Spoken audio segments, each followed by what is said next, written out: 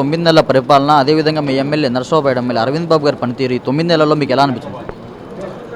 నరసరావుపేట పనితీరు ప్రజలందరూ చూస్తూనే ఉన్నారు. ఆయన నిరంతరం కృషి చేస్తూ మురికివాడలతో సహా అభివృద్ధి చేస్తూ స్వయంగా చీపిరి పట్టుకొని ఊడుస్తూ రాష్ట్రంలో ఆదర్శంగా నరసరావుపేటను తీర్చిదిద్దాడు.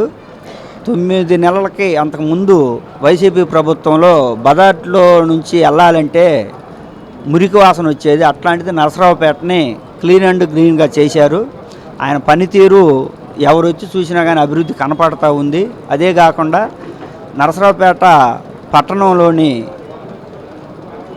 వార్డుల్లో కానీ పల్లెటూళ్ళలో కానీ ఏ ఇబ్బంది వచ్చినా స్వయంగా ఆయనే వెళ్ళి పరిశీలించి ఓదార్చి వాళ్ళకి కావాల్సిన పనులను నిమిషాల మీద చేపిస్తూ ఆఫీసర్లతోటి నిరంతరం మాట్లాడుకుంటూ జనానికి అందుబాటులో ఉండి సమస్యలను పరిష్కరిస్తూ ఉన్నాడు. ఈ 9 నెలల్లో ఈ 9 నెలలతో పోలిస్తే అంత ముందర నరసరావుపేట ఎలా ఉంది, ఇప్పుడు ఈయన వచ్చిన తర్వాత ఎలా ఉంది?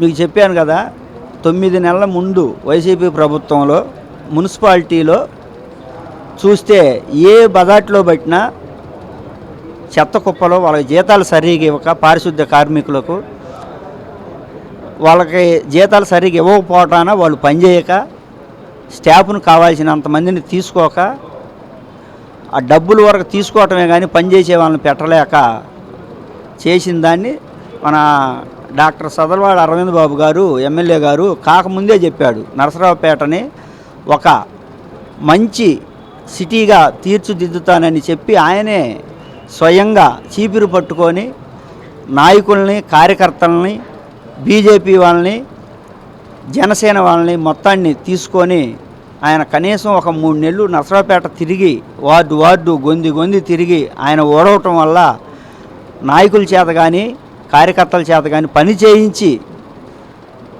ఇవాళ నరసరావుపేట ఎట్లుందో ఎవరికైనా చూసినా కానీ అర్థమవుతుంది. ఆయన మార్క్ ఏందో అర్థమైంది. మీ గత ఎమ్మెల్యేకి ఇప్పుడున్న ఎమ్మెల్యే గారికి తేడా ఏంటి? ఇద్దరి మధ్య ఉన్న వ్యత్యాసం ఏంటి?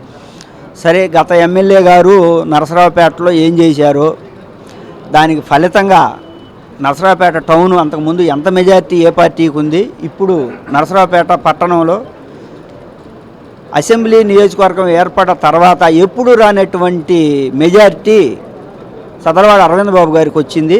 అది ఎవరైనా అంగీకరించాల్సిందే, ఏ పార్టీ వాళ్ళైనా సరే అంగీకరించాల్సిందే. అది కళ్ళ ముందు కనపడుతున్న విషయం. ఇప్పుడు ఏదైనా సమస్య చెప్పుకోవడానికి వచ్చినప్పుడు ఎమ్మెల్యే గారి దగ్గర అరవింద్ బాబు గారు ఎలా రిసీవ్ చేసుకుంటారు? ఆయన్ని ఇప్పుడు మీరు చూశారు కదా, అటు చూపించండి.